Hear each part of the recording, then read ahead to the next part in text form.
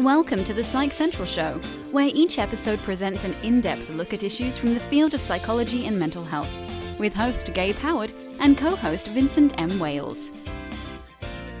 Welcome, everyone, to this week's episode of the Psych Central Show podcast. My name is Vincent M. Wales.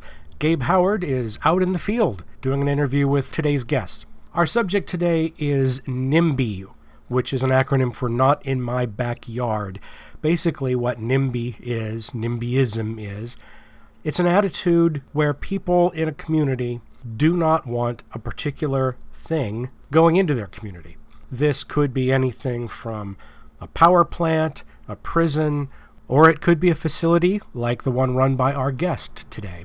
Her name is Juliet Dorris-Williams, and she's the executive director of the Peer Center in Columbus, Ohio.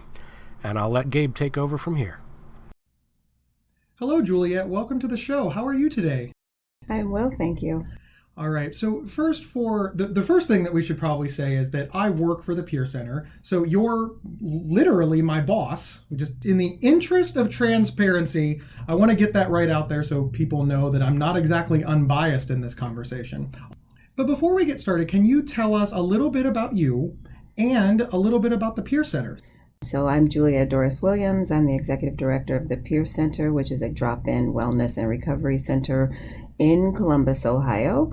We operate in 2 locations. We are open every day, including all holidays, and we are a small but growing nonprofit in our area, and we also operate a daily warm line, and we see about 200 people a day that come into our centers collectively. In addition to being the executive director of the Peer Center, I'm also a licensed social worker.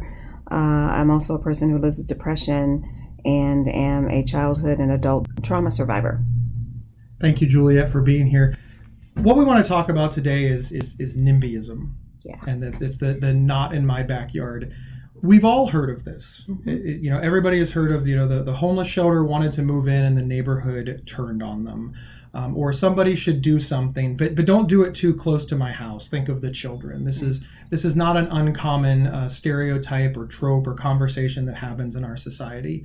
Unfortunately, it happened to the Peer Center. Mm-hmm. It's happening to the Peer Center, even really as we speak. And what I wanted to talk about, so the listeners can understand, is really the trauma from the executive director's position through the staff, and then of course to the people that we serve, knowing that essentially we're not welcome here. Mm-hmm. So the first question that I want to ask is, without providing too many details, mm-hmm. what can you sort of tell us about how this started? What was the first thing that you as the executive director heard about us not being welcome here? The first thing that we noticed was that a neighbor came into our center and literally had followed 2 or 3 of our participants, we call our people associates, had followed 3 of our associates into the building because they were walking in the neighborhood, and they followed them to see what they were doing and what was this place. And they designated themselves as like a neighborhood watch person. And it's like, okay, so we welcomed them, we introduced ourselves, we explained what we do here, gave them a tour, did the thing that we do for anybody that walks in that we've never seen before. And he said, okay, but then it continued to happen with that person and other people following our people around the neighborhood, and just to see what they're doing and what are they up to, and all they're doing is basically walking. Because we serve people living with mental illness, addiction, and trauma challenges, random things happen. People show up to us symptomatic on some days. They show up to us literally detoxing, because in this space they obviously cannot use drugs or alcohol, so while they are here they are in full detox mode, but they're trying to do what they do, trying to get clean, trying to not use, as it were. It was a big deal because one of our people walked up to a car that was parked in the parking lot and asked for a cigarette. and somehow that was threatening. Just having our people who basically live in the neighborhood walking to us was threatening. And because we were actually we kind of moved down the street from our original site, and our demographic actually has changed slightly. Still a lot of men, but there's still a lot of black guys. There's a lot of white guys, and they come in together, and so it's a gang or something. I don't know, but there's basically walking.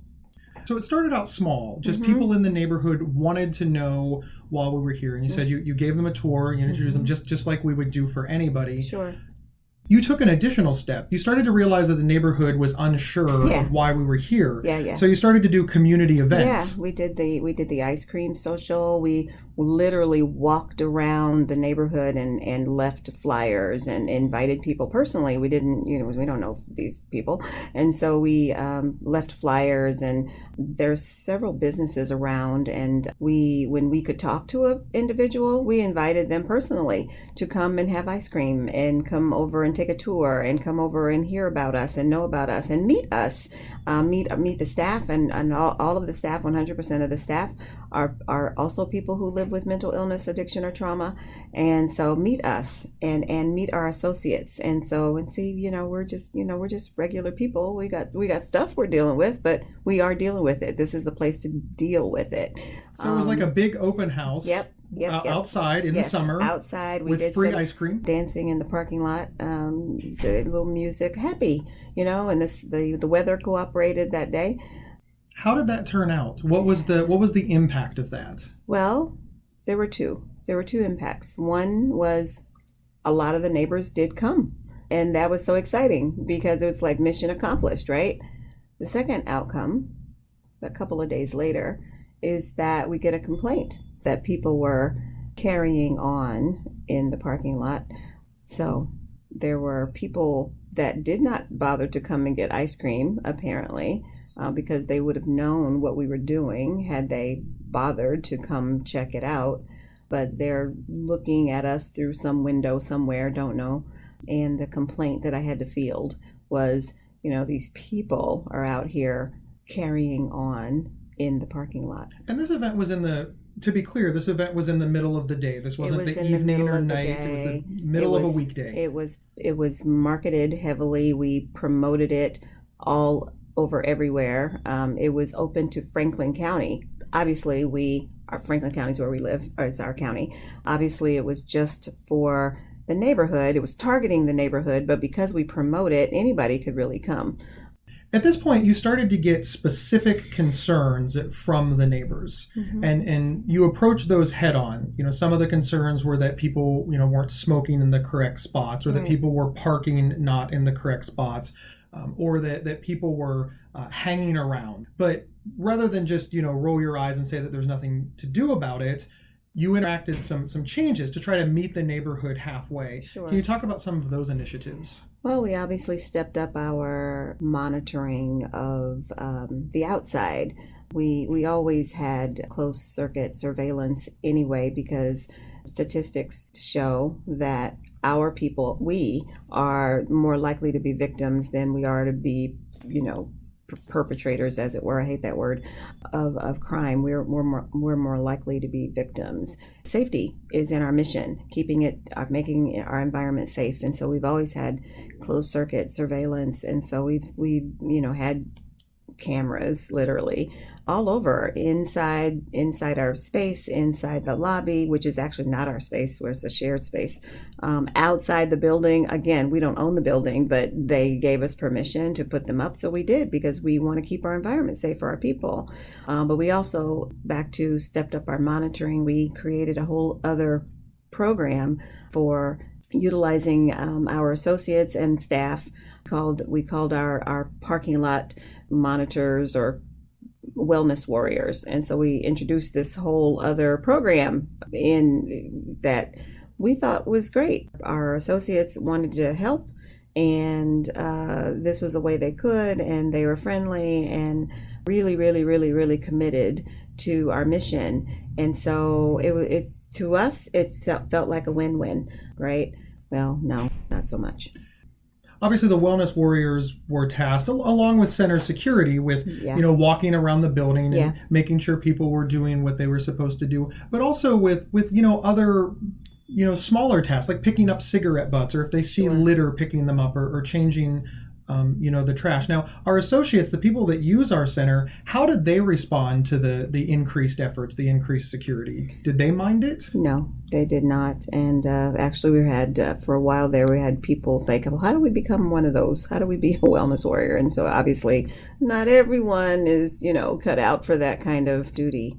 But they did appreciate it. And unfortunately, our associates became aware of these random people that were tracking them as they were traveling through the neighborhood.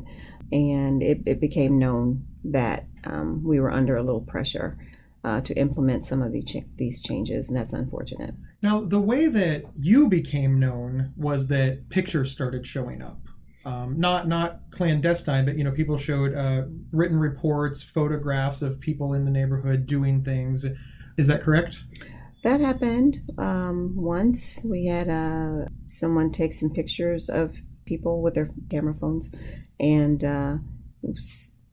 maybe sometimes we recognized these people, sometimes we didn't. So, and I should say that we are on a major bus line, but like both of our centers, the center takes on the flavor of the neighborhood. We're within walk distance of most of the people who come. This is their neighborhood. We're providing services where they live. And that's important to us, for us to be that accessible. This episode is sponsored by BetterHelp.com. Secure, convenient, and affordable online counseling. All counselors are licensed, accredited professionals. Anything you share is confidential. Schedule secure video or phone sessions, plus chat and text with your therapist whenever you feel it's needed. A month of online therapy often costs less than a single traditional face-to-face session. Go to BetterHelp.com/Psych Central and experience 7 days of free therapy to see if online counseling is right for you. BetterHelp.com/Psych Central. Many of the pictures and the complaints were not people on Peer Center property. They were just people in the neighborhood. In the neighborhood, and they were like walking. Right, and I don't believe that we ever received a picture or a complaint of somebody actually doing something wrong. No. It was always, look at these two people standing here smoking. Yeah. They weren't doing, nothing, those kinds of reports, people weren't doing anything wrong. And then some of the reports actually were just flat out fabricated. There's a nice way to say that. Completely untrue. And because we have closed circuit surveillance, we can run the tape back, give us a date and a time. We have footage, and we're like, that didn't happen. So there were several of those instances where they just made stuff up, just made it up. So, without going into details, eventually this became a legal problem. Yes. And when it became a legal problem, of course, now the challenge is we have to defend this legally. Now, you obviously feel that we were completely in the right, but I believe legally we were, but it costs money to defend this. It's not about who's right or who's wrong. It became a situation of who has deep pockets versus who doesn't. Right. And I don't want to speak for you, but I believe that the challenge was the time that you, the executive director, are spending on the NIMBY issue is time that you're not running the agency. And of course, any money that is going to the legal defense is money that is not going to the people that we serve. Sure. How long did this go on? This went on literally for a year. We're just past a year. Look up social justice warrior, and there my picture will be. So for me, personally, professionally, and otherwise, it was a social justice issue. I believed, and our attorney agreed with me, that our cause was righteous. But the biggest lesson that I've learned in this past year, you can be right and still lose. So the lesson is knowing when to fight and knowing when to stop. And the when to stop had to do with, we're a nonprofit organization. We could, fight this because we'd be right, but the agency is going to suffer. One, it's a lot of pressure, and we are not about pressure. We're about hope and happiness and peace and Yeah. Happiness, hope, and peace, and recovery, and having a stressful environment or a hostile environment is not good for us as a recovery organization. It's not good for any organization, I think, but particularly for us, because we absolutely know who we are and the challenges that we deal with on the personal level. We don't need our outer environment to contribute to that. And so keeping our center, keeping our services safe and hopeful and recovery focused, that became the charge. When to fight, when to stop. And so we said, yeah, enough of that.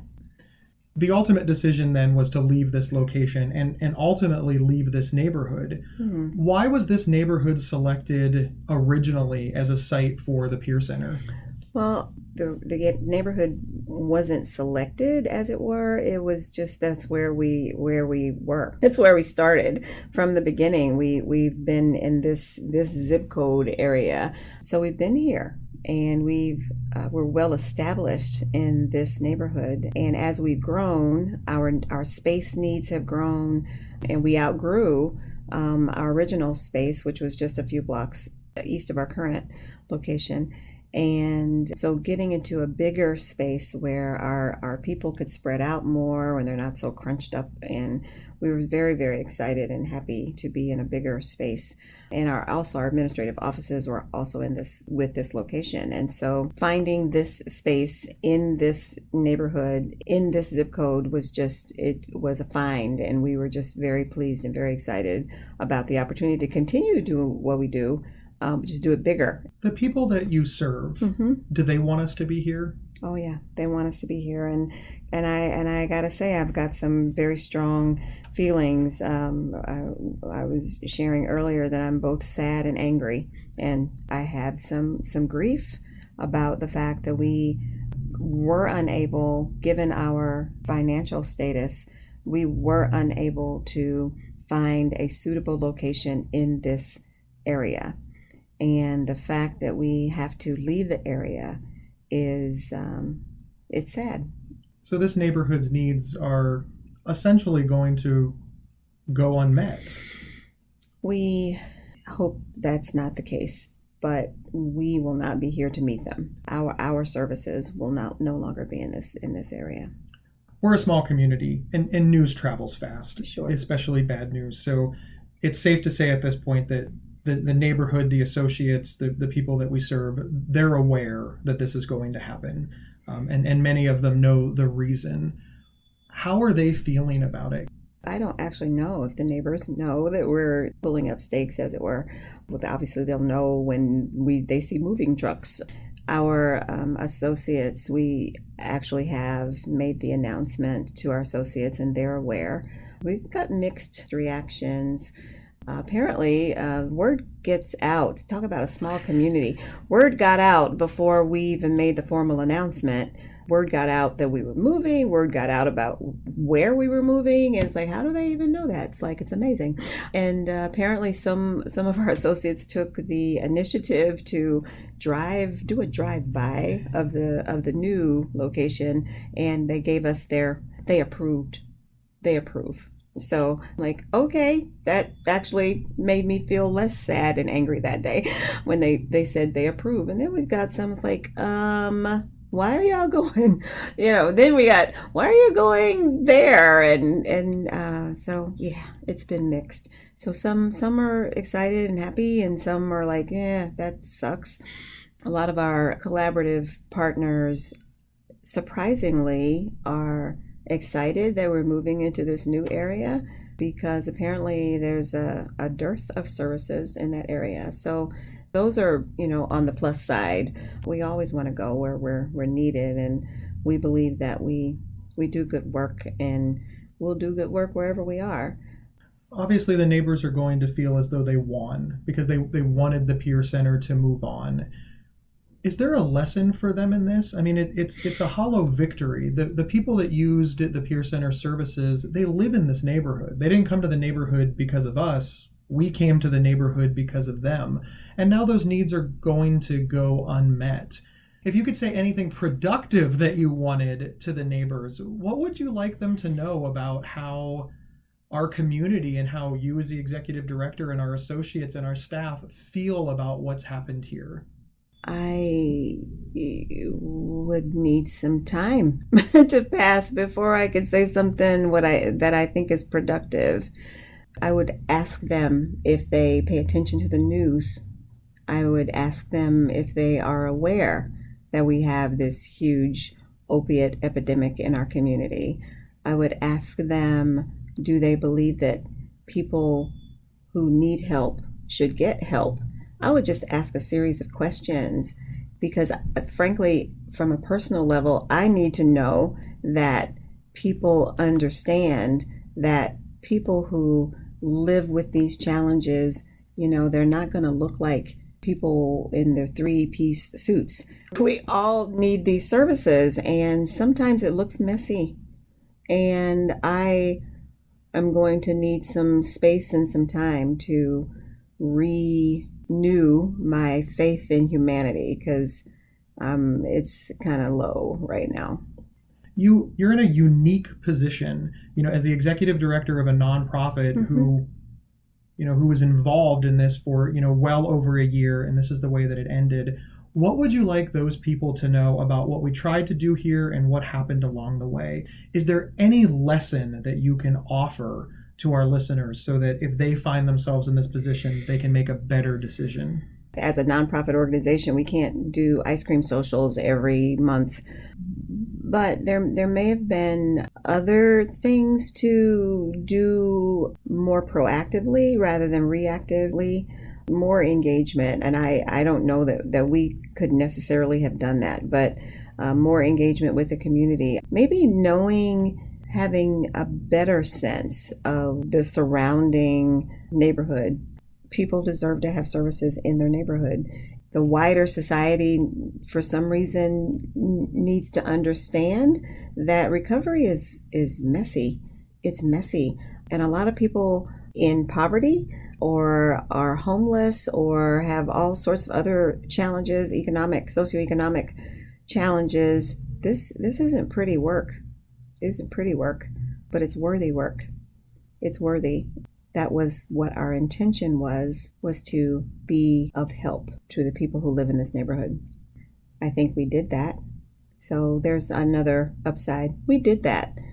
We will continue doing what we do, just not here. So ultimately, this is not going to slow the Peer Center down? Nope, not at all. Juliet, thank you so much for being on the show. We appreciate your candor and your honesty. Thanks for having me.